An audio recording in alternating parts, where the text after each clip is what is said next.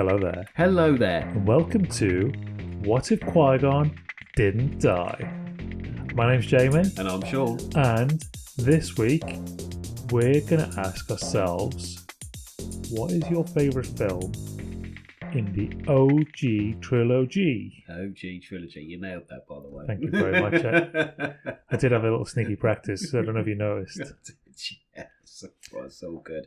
Well, I'm going to make you start this one, because normally you ask me, and then I go on to a little rant, and then you're like, oh, okay, and then you have your little input. So you go first, Okay. and tell us what your favourite film is. Right, so out of episodes 4, 5 and 6 only, we'll do the other trilogies on another time. Stay tuned for those. Yeah, so we've got A New Hope. You hope. We've got The Empire Strikes Back. And then we've got Return of the Jedi. Dun, dun, dun, dun, dun, dun. Now, if I was to make predictions of a poll of however many people you want, I would say that Empire Strikes Back would always feature at the top of most people's lists. Do you think so? Yes. I would have said A New Hope. No, you see, I think A New Hope, as good as it is, and as it brings in the characters, yes, it's good. It's the base, it's the fundamentals of the whole story, I suppose. I think people prefer Empire Strikes Back because it's the development of those characters. It's seeing Luke become the Jedi. It's seeing Vader as a actual powerful force against Luke. You see the struggle, and it's left on a downer, isn't it? It's like they don't win the end of that film. No. There's no Death Star in there to defeat. There's no. It's just a story of sadness, isn't it? It's about growth, but also it's a tragic romance. Yeah, it's it's more than just an action film in space. Yeah. There's actual layers to it, and I think it's the only one which really breaches that level. Yeah. I think the other ones are like very child friendly. The first one is probably, I would say it's child friendly, but it's, like I say, it's also the fundamentals, like what is a Jedi, what is the Force. Yeah, it's the introduction to the galaxy far, far away. Yeah, you get the Death Star 1, and you understand that that's a powerful force, and that's you get all these little bits, but it's not like, and it's a self-contained story. You could get to the end of that film, and if no other films came out, you'd be like that. Cool. Yeah, great. What great story, and that's quite good. I quite like that for A New Hope. Yeah, because it is so self-contained, but the characters haven't quite developed. No. But we don't need them to at that point, because they do what they set out to accomplish, don't they? They need to destroy the Death Star. They do that. Yeah. He uses the Force, but a bit like, any other film where they just need just a touch of it, just to use it to their advantage. Yeah. That's all that's required, but we don't see him mature into the Jedi. No, that's true, because he's still very young, isn't he, in episode 4? Yeah, and then when we get into Empire, then we see him starting to train in earnest, and he then develops, and you see these sort of darker traits in all the characters, and you see them, they really do take a journey. Yeah. But it's a journey that doesn't end well. Yeah, there's no sort of final happy ending. Luke gets his hand cut off. Han Solo's frozen in carbonite. People are just not where they want them to be at the end of a story. Yeah. There's no full circle, as it were. No. You start okay, you go through some bad times, and you're okay at the end. It's you started on a level playing field, but then it's just bad. It's just bad. gone. It's just credits gone worse. are rolling. Yeah. And I think, actually, when I think about it, it's a trilogy, but actually, the first film is only so you know who the characters are, but the actual story, it's more like Star Wars plus Empire Strikes Back 1 and 2. Yeah, which is funny because we said this about the first, episodes 1, 2, 3, didn't we? Exactly. We said that, in the yeah. other episode, number 1 is that could almost be standalone, Yeah. and then 2 and 3 are just basically one big story. Yeah. And they could literally just be. You can't really. You have to divide it at some point to make the two films, but that could just be one big film. Yeah. And have two different timelines essentially. Yeah. It's funny how we said that about the prequels. And now you can find this same narrative, and actually, if I think forward to the 7, 8, and 9, I feel like it's probably quite similar in that as well. That you can get to the end of that first film, Starkiller Base is destroyed, and that's kind of left where it is. It could almost be wrapped up in that one story. Yeah, and then the 8 two, and 9, just one big story about, and it's not about Starkiller Base, but it's about Kylo and Rey and Luke, and Luke's storyline is basically going through both films to the end. Anyway. And I think that's why sometimes 5 and 6 for me are quite clear cut. Kind of pretty sure I know what happens in each film individually, but 2 and 3, I'm easily confused about what happens. Well, in we what have film. been. We said, didn't we, in the other shows that we've got a bit mixed up. And I think the same in 8 and 9 as well. I think I'd get confused between the two. Anyway, back to 4, 5, and 6. Back to 4, 5, and 6. So I think that most people would say Empire Strikes Back is the best or the favourite. Yeah, fan favourite. Yeah, and I also think that it probably is technically the best. Objectively, it's probably the best film of the 3 because of the way it's shot and there's also a lack of what do you call them? Like the comic relief. Yeah, there's no little. There's no Ewoks. There's no Gungans. That's there's what no I was thinking, there's no alien sort of. Oh, he's not human, but it's quite funny. He's an alien. A little comic sidekick kind of character. Yeah, because even 3PO he's battered by then, isn't he? Yeah. And he's on the back of Chewie, so he's not walking around being his funny self. He's just on the back, almost narrating the story. He's a narrator of what's going on around him. Yeah. But yeah, like you say, there's no Ewoks or anything like that. It's all from human perspective. Yeah, and which is why it's quite. I was going to say dour, but that's the wrong word. It's quite sad because there is no relief from the fact that these humans are just having a real crap time. Yeah, exactly. Yeah, I like your choice. But that's not my choice. Oh, see, I've sent you off on a curveball there. As much as I think that Empire Strikes Back is probably the best film, A New Hope is also great. My favourite's actually probably the one that people like the least, which is Return of the Jedi. That's fair enough. And I think, despite what I've just said about how the other ones are probably superior films, the reason I like Return of the Jedi more is because when I was watching that as a child, those Ewoks, they just, as a child, they worked. Yeah. It captured you. Yeah, if we watch those films for the first time as we're older, we'll be like, oh, what's going on here? They're the Gungans, aren't they? Yeah. They're cooler than Gungans. Yeah. Don't get it twisted. Yeah. But they relate to that character. Yeah. So I think it's hard for a lot of people to watch that and go, oh yeah, I really like the Ewoks. Yeah.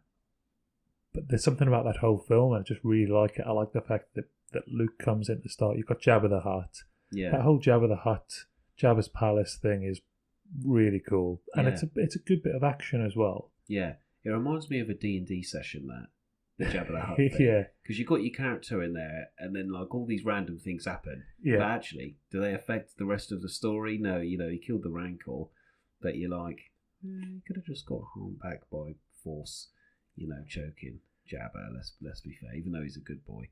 Yeah, I think he probably could have made it easier than he did. He went a long way about it. He rolled a 1 on his critical saves or something, and then he went down into the pit. But do you see what I mean? And then with Boba as well. Yeah. In the Sarlacc pit. But obviously that takes away how cool Boba Fett really is. But it was just that type of film at the era. The time the film was made. Yeah, you've almost got to add these comedy bits into it. Yeah. And I understand when people don't like that, because you've just come off of Empire, which is, it has got that darker, almost more, as stupid as it sounds, more realistic slant to it. Yeah, I know what you mean though. Like I said, it's all human, so it's more relatable, the film, because it's more humanised. Yeah, definitely. Aliens are doing this, he's getting eaten by a massive beast which don't exist down here on Earth, sort of thing. It's all very human, and you're only looking at humans being bad guys or making decisions that humans need to make. Yeah, I think that's why a lot of people like that. But then, so going back to Return of the Jedi, you've got that whole Jabba's palace thing, which is great. I think it's a great portion of the film. It must be about a third of the film, a third of the film. It's quite a lot of time. Ignoring the fact of Princess Leia, because when I watched that film first time round, I probably didn't quite understand Princess Leia there. Yeah. I wasn't probably old enough to register that. Yeah. But it's just so good. And then you get the second Death Star, and some people might go, well, it's just churning out the same content, isn't it? You've just got another Death Star. Oh, I wonder what's going to happen here. But what I like is, now you've got Lando Calrissian, and he's now got a key part in this. Yeah. He's not just some shady guy. Well, he's still a shady guy, but he seems to have come full circle. And the Death Star now, Death Star 2, much bigger, not quite finished, but just as powerful, if not more, even in its unfinished state, feels a bit more dramatic. Yeah. And that shape as well is iconic. Like, have you seen it always comes around Pancake Day. Oh, the half moon sort of. And you always see the half Death Star. For some reason, seems more iconic than the full Death Star. Full one, yeah. On all the T-shirts and that, it's the half one, isn't it? Which is, why is that? Why is the incomplete one actually the more iconic? Yeah, I have a few theories about that. My main one is, like you say, people who have grown up with Star Wars are more likely to remember Episode 6 and what actually happens in it than Episode 4, because they were a little bit older when they watched it. Yeah. So it obviously meant a bit more to them. It wasn't just a crazy little space film. It was, I'm invested in these characters now. Oh, that's and now true, I know. yeah. So, and that's probably, might be why I say probably, but... Yeah, other things I like are the speeder bikes.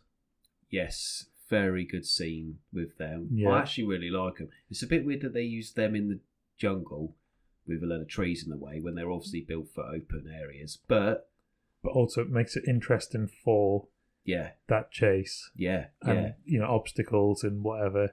They're clearly all skilled on these things, but there's a kind of a jeopardy to that chase, isn't there? Yeah. You might get killed or caught by the other person, but also you could look out for that tree. Yeah. George. Yeah.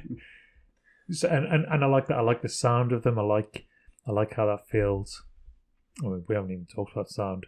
Best sound in all the films, TIE fighters. Yeah. There's no question. There's nothing even comes close. The TIE fighter sound is incredible. Yeah. Anyway, and the speeder bikes. But the speeder bikes are also quite reminiscent of pod races. Yes. Not because they look the same or the competition of it, but it's the kind of the jeopardy of going fast in tight turns, and you've got somebody you're at peril because you're not protected, and they're fighting each other, and they also sound good. Yeah, especially Sebulba's. It sounds really good. Yeah, that's all good. You get the Ewoks, but you also get primitive traps. I quite like the fact that there's kind of this idea that you can make weapons out of things that you can just find in the woods. Yeah. Which I think that appeals to young me. Yeah, you run around with a stick in your hand and a sword, and all these little bears are killing big machines, but with like wood. Yeah. And you're going, and it's also the little guy can do it. Yeah. So if you're growing up watching the films, you're little and you're thinking, well, they've taken on the big bad. And I can take on the big bad. And, and then it's... Oh, I lost the point. It was on the tip of my tongue. But yeah, I think it's like you say about the weapons and stuff, but also it's... I don't know, it's like, I've lost my point. It's something about the Ewoks, but... something complete. Yes. So you get all these little scenes that come together, and I think there's more action. Yeah. I think there's more. It is more action packed, I think, than the others, and I think that appeals to a younger mind. Yeah. But because it appealed to me when I was younger, in the way that Empire didn't, I've kind of always taken Return as being my favourite. Yeah, that's fair enough.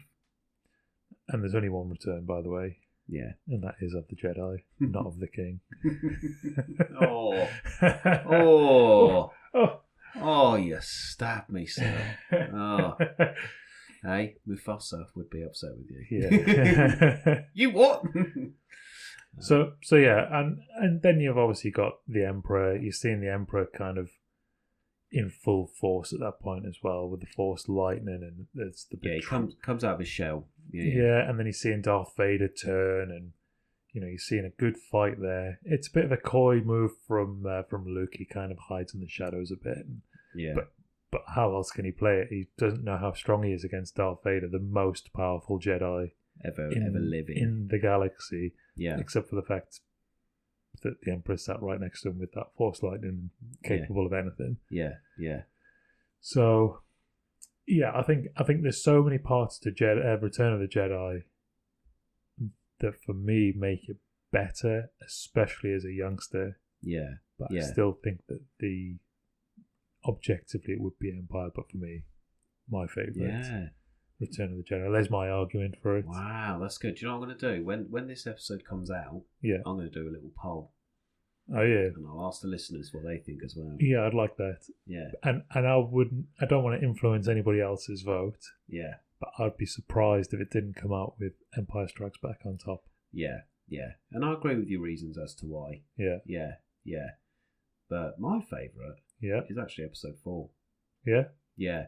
I kind of like that beginning, sort of setting the pace. Yeah. Meeting the characters.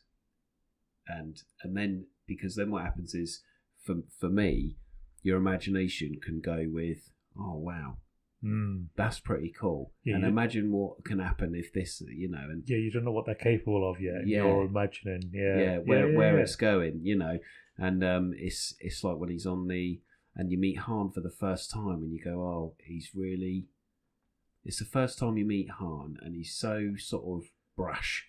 And forward talking, and he's a little bit cocksure and that, and then you're like, this is new, sort of to watch, and then by the time you get to episode 6, you're used to the way Han is, and you're like, well, actually, he has got a good art.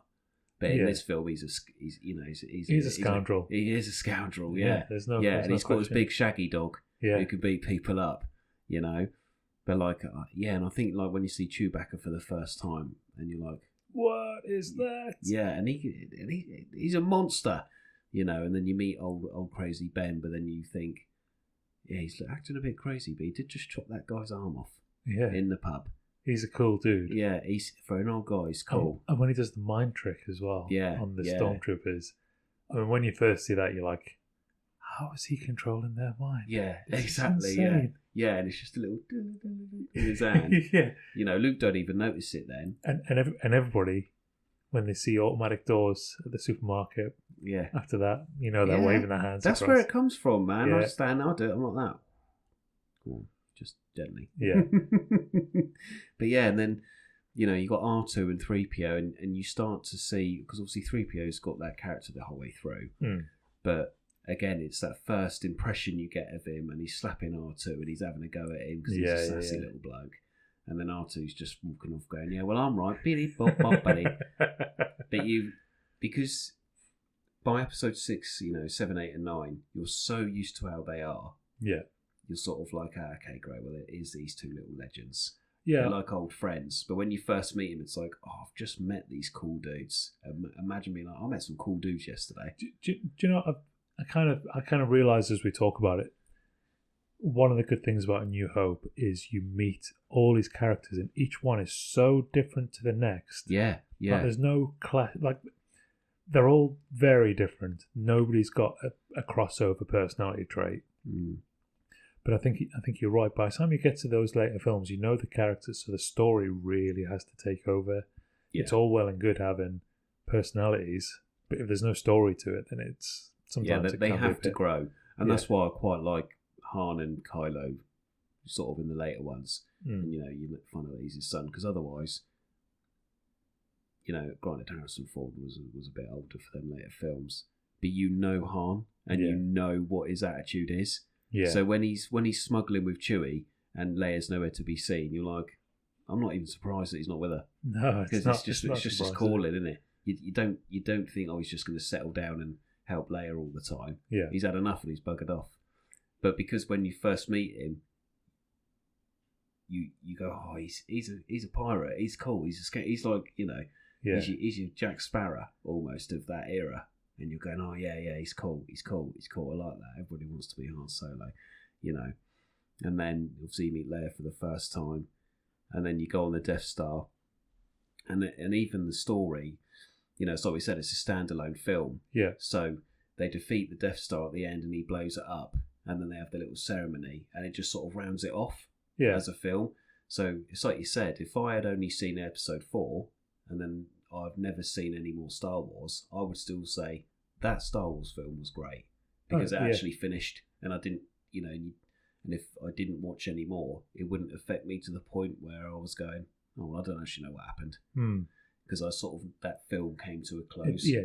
Mini storyline finished off. It does, yeah. It's only because they tagged that bit on at the end. Yeah. Where Luke disappears off to find Yoda. That you sort of go, oh, there is more to come. But they could have, they cut that bit out, then you would have no idea. And and it would just be, oh, well, maybe he's going to become a space wizard, but we'll never know. Yeah. Sort of thing. But then, as well, I like the cinematography, the two moons.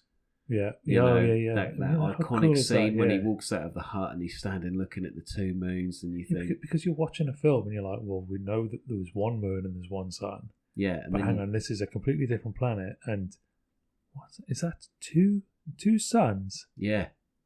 What is two? Why is there two going on? Yeah, and it actually makes you realise that even though Luke and obviously Owen and his Baru are humans, it reminds you that you're not on Earth. Yeah. So that shot is like, there's aliens around, but you sort of forget that when you're watching. Do you know? I always forget as well that there's two suns there, even though it's iconic. You kind of watch it so many times. You're kind of like, yep. Yeah. There it is. Yeah. But it's because other planets, because as well, they can all breathe on like nearly every planet. You sort of forget that they're just not Earth. Yeah. But that scene there just always makes me think, oh God, yeah, it ain't Earth. No. They're in space and they're on a random planet somewhere, and they farm moisture for a living. How mental is that? How depressing is that? Yeah, well, yeah, basically, yeah. And then you meet the little Jawas. Jawas, yeah, they're cool with it. I love those. Yeah. Houdini! Yeah, that's it. Because they're kind of like the Ewoks of the first film, aren't they? Yeah, I suppose they are, yeah. They're not funny because of what they do. It's just funny because they're little and make funny noises. They're little and make funny noises, yeah. They drive a massive tank, which is obviously way oversized for them. And, and they have they just go around selling scrap to people. Yeah. But then you've got the Sand People as well, who are obviously vicious dangerous. And when you first meet them, you're like, God, are these the big bad guys of the film? Especially when he's looking through his binoculars. Yeah. And he's looking at the ones further over, and he's looking at the big banthas, and he's going, yep, they're there. And then all of a sudden, you're like, oh. Yeah, exactly. You could be quite easily swayed to say, well, yeah, Darth Vader's a bad guy, but geez. Yeah, don't mess with those Sand People. Yeah, they're hard. Yeah, and they only travel in single file. Yeah, they're so dangerous even in single file, no arrow formation or anything. But then again, like Luke's so young, I think because he's got that thing about he wants to leave home and he wants to go on an adventure. Even though I was really little when I watched that, because we all dream of growing up and going on adventures. We read books about it. Yeah. you'd get your first little Game Boy game and it'd be some RPG, and you go on a little adventure. You're going, oh, he's going on an adventure. Yeah. Imagine that. And you forget that he doesn't know Ben and he's a complete stranger. Yeah. The two droids that are with him are actually part of a dangerous storyline, and he's jumped into the fire. You just think, oh, great, he's going on an adventure. I mean, he doesn't have any choice in the end, but he kind of out of nowhere. 1 minute he's trapped. Yeah. For another season. Yeah. And then he can go, supposedly, but realistically, he's probably not going to be that season. He's probably going to be kept there, yeah. Yeah. Yeah. And then all of a sudden, he's thrust into this space adventure. Yeah. That he was not... He probably never expected to not feel the sand between his toes. Yeah. On any given day, and all of a sudden he's got nothing but vacuum. Yeah. Yeah, that's it. Yeah, and he's got this sword of his dad's, and he's finally had some information about his dad. Yeah. And he was this, saber sword wielding, badass apparently. Yeah. And he's going, oh, this is awesome. And all them sort of new feelings. But I felt the same. I'm just going to switch films here a little bit, just to give a little input to what I'm like. Shrek 1. Yeah. All right. I liked Shrek 1. If they never did another Shrek film, I would have been happy as Larry. Yeah. Because I like, and it's the same thing, I like the first film of things. Yeah. So Shrek 1, great. Nothing had to change. No. Didn't have to change it because it was a cool film. Done. You could have left it. This is always the way, isn't it? First film is always made with the idea that it's the only film they're going to make. Yeah. Once you get the second film, so in somebody's mind, they'll be going, maybe there's a third film to this. Yeah. Maybe there's a fourth. Maybe there's a series of things going on. So they don't even necessarily wrap things up in the second film. They can kind of soft close it, I suppose, and kind of go, well, yeah, it's done. But is it done? But is it done? If we want to do a third one, but they leave the door more open, whereas first films are usually better in the sense that they're more complete. They have to close, don't they? They have to close, otherwise, unless unless you've signed a deal to make 2 or 3 specifically. Yeah. I imagine that when they made episode 1, they already knew that there were going to be 2 and 3 to go with it, because Anakin's so small. Yeah, he has to get to where he has to get to Vader. Yeah. But we don't see it in episode 1. Even though you could watch episode 1 as standalone, you kind of don't finish that story. Yeah, you need to get there by episode 3. So you already know that's going to happen. But New Hope, it could just be wrapped up. Yeah. And I'm the same with all of them. I'm the same with Matrix. Mm-hmm. They could have just left Matrix 1, and I would have been exactly the same as loads of films. Granted, Lord of the Rings not so much, because I read the books and I know that needs to be finished. But there are so many films out there. I could just watch the first one of them and go, "Oh yeah, cool, that was amazing." Yeah, and that's the vibe I get from number 4, because he does a bit of training, and I'm happy that there's more. Don't get me wrong. I love seeing more of them, but. You get on the Falcon for the first time, and it's like the speeder bikes. Yeah. They do the hyperspace thing. Oh yeah, that full. And the first time they do it, and then they have the fight with the TIE fighters, don't they? Yeah. And he jumps in the gun, and he's don't like, get cocky, kid. Yeah. But you're like, he's done all these things in the first film, and it's just like a little me's just mind blown. Yeah. Watching the gun and the game, and you think, oh, that's so like, why can't I just he could have died, but don't. Let's forget that. Yeah. I'd love to shoot bad guys out of a spaceship. Yeah, that's also such a cool thing about that first film, is you see it's like a film of first film is the film of first. Yeah. You see in space. They're shoving this galaxy down your throat, but in a way where you don't feel overwhelmed by it. No. They're showing you all these little things and going, yeah. But also just enough to be overwhelmed to the point of going, wow.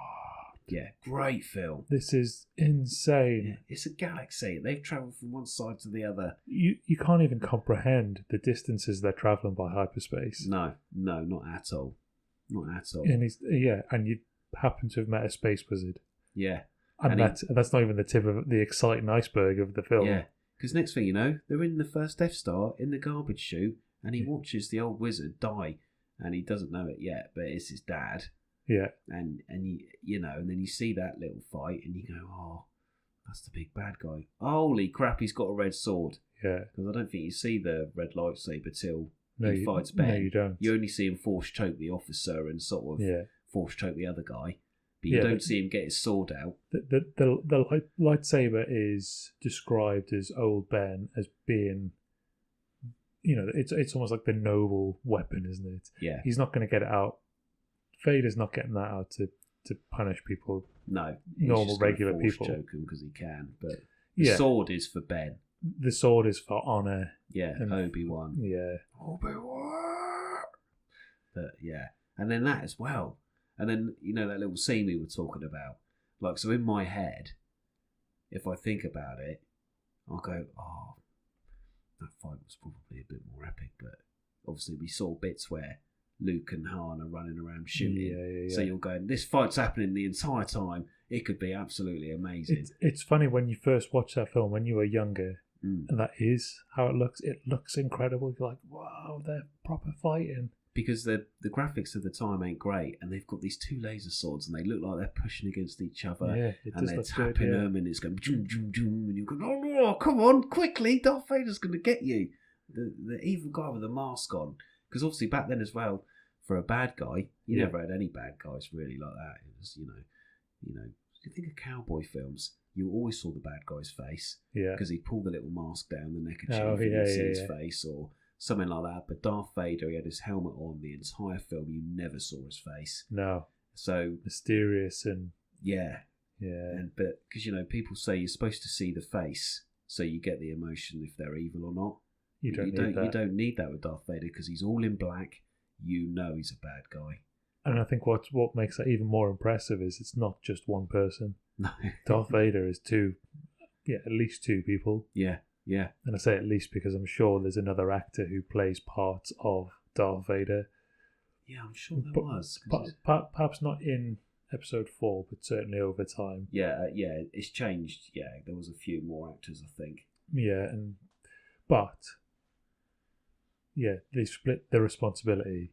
Yeah. And you still get that full feeling of how he is, despite the fact that his mask doesn't move. It doesn't. The only time we see it is when he takes it off, but we only see the back of his head. Yeah. Wow. There's no emotion on the back of your head, is there? No, and this is it. And you still don't see until the very last bit when Luke takes it off to look at him. Oh, that's right. That's the third actor. Yeah.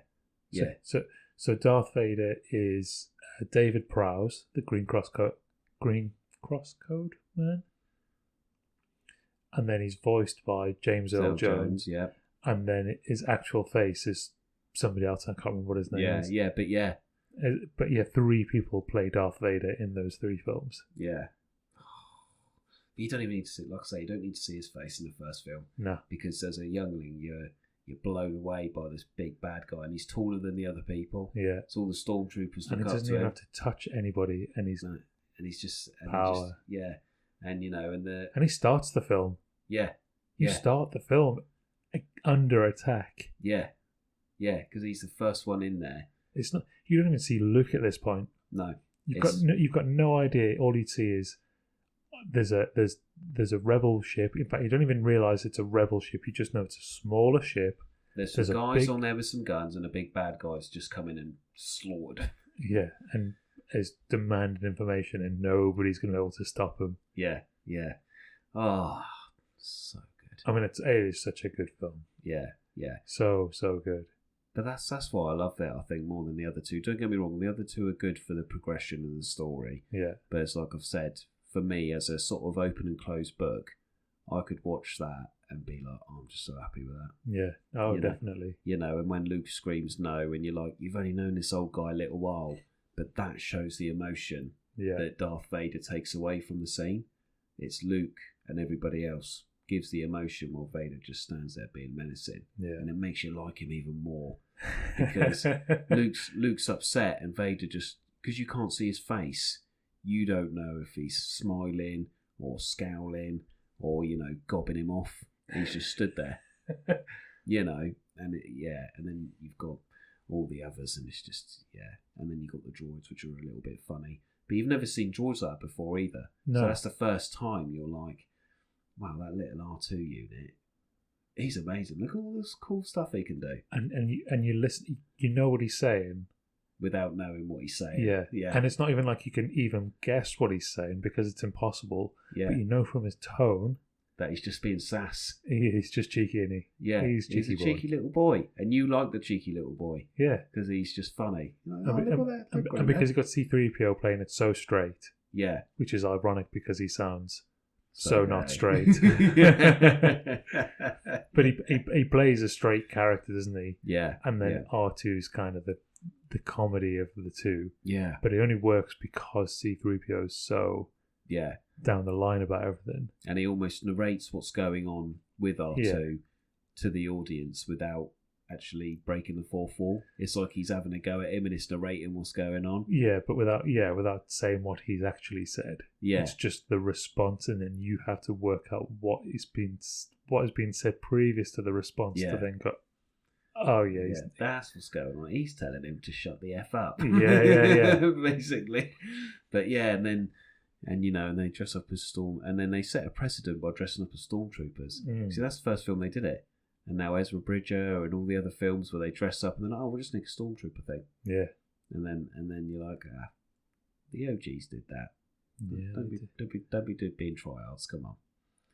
Yeah, it's such a good film. I think, to be honest, I don't think there's a wrong answer to this question though, is there? No, there ain't. Because like I say, I like the other two just as much. Every film has really cool stuff in it. For me, it's only Episode 4 because it's the first time you see this galaxy and you're introduced to so much, but in such a way that it's just, that bit was cool. Oh, that bit was cool. Oh, look at his laser gun. That's cool. Oh, look at the ship. That's cool. Oh, they're in space again. Oh, yeah. Just. So I just want to ask one more question. Go ahead. If out of those 3 films, you got the chance to have your memory wiped of it, and you got to watch it for the first time again, which film would you choose? Would you still choose A New Hope, or would you like to see Episode 5, Episode 6, brand new, as a grown-up, as a big boy? As a big boy. Or do you think you would like to have that marvel of the first film? I think it would be the marvel. Because it's a strange one, because I love the nostalgia as well. The nostalgia is in there. We've both said it loads of times about the nostalgia.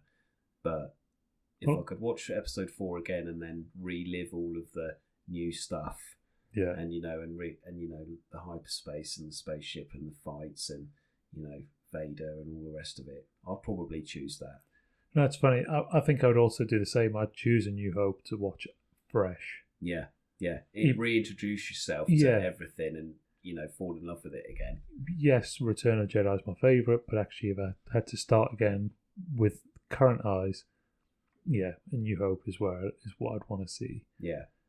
I also think it's funny, and I've said this for years and years, I love Star Wars. I don't know if I've said this on the podcast or not, and this is kind of I don't know if this is a hot take or not. I don't know if I'm very good at hot takes, but here we go.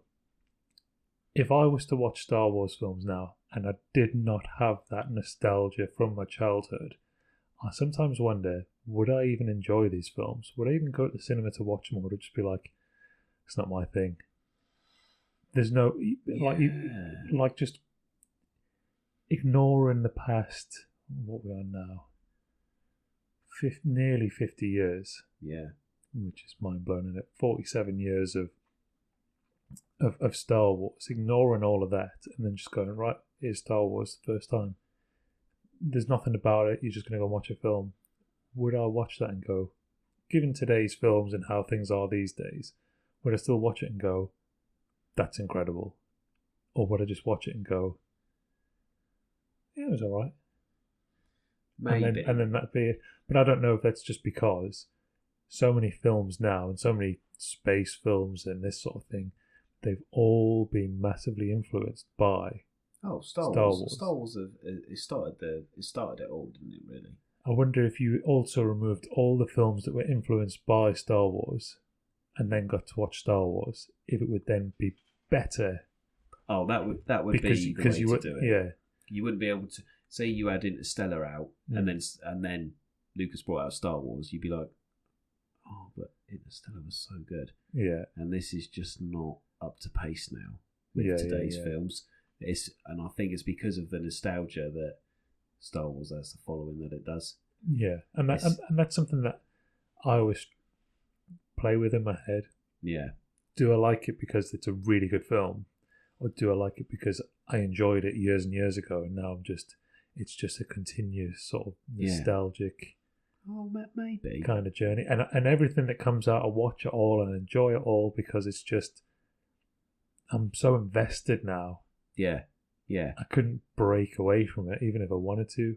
Yeah, I think that because like you got the Bad Batch and Clone Wars and stuff. Bad Batch is just, there's another season out now. Yeah, it's like me and Matt at work, we always talk about it, and he's a bit older than me, and I think that like, if it weren't for the nostalgia, would I be interested in these little off-cut cartoons? But actually, I love them. Yeah, and sometimes I think, is that because it's today's Star Wars take, or is it the nostalgia of the old stuff that makes me more invested in the Clone Wars stuff to enjoy it? You've spent so much time within that galaxy. Yeah, you just want to keep being a part of it. Yeah, and you want to see as much of it as possible. Yeah. Yeah. Because that leads to a good point, because I think because the films, and we've said this loads of times, it's not the big main storyline, it flows around the outside, blah, blah, blah. But there's no like lore. Do you know what I mean? There's no sort of like, oh, in such and such a time, this happened, which is why this happens, which is why this guy's here, which is why this game was made, or whatever. But we only get our lore, our sort of history, to build upon storylines. And when people go, oh, but this happened in 20 BBY, so that's why this is this way now, it's because of all the extra stuff that comes out afterwards. It's like we said, it fills in the gaps. It fills in the gaps because obviously the gaps are there, and then Disney or whatever's putting in the little things for us to watch, and it's all amazing, and you go, oh, well, that's why Dooku changed then. Yeah. How cool is that? Because you see Dooku in episode 2, and he's all horrible and blah, blah, blah, but then you watch the Clone Wars, which they made, and you go, right, okay, so this is why. And it's the this is why that some people like, because they love it, and they just want that little bit more as, can we go back in time and see why? Yeah. I want to know where it comes from. I want to see the beginning, and that's what number 4 is. It's the beginning.